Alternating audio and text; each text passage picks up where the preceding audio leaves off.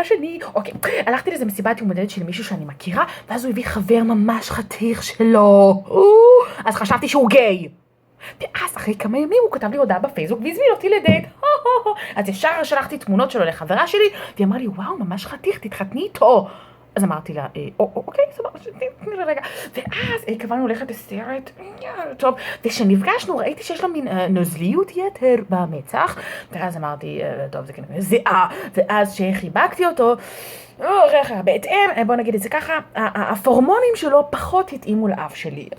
אוקיי, בסדר. אז הסרט חלף, הריח לא, ואז ישבנו לשתות משהו, יותר נכון, אני החלטתי פשוט לאכול ולדפוק פיתה עם טחינה ושועית, ואז הריח שלי נהיה ממש לא נעים, ואז הריח שלו, ואז גילינו שאנחנו אותו מזל. חבל.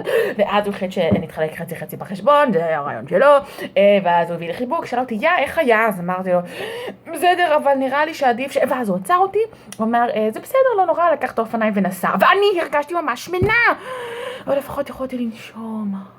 מי צריך לנשום שאין אהבה?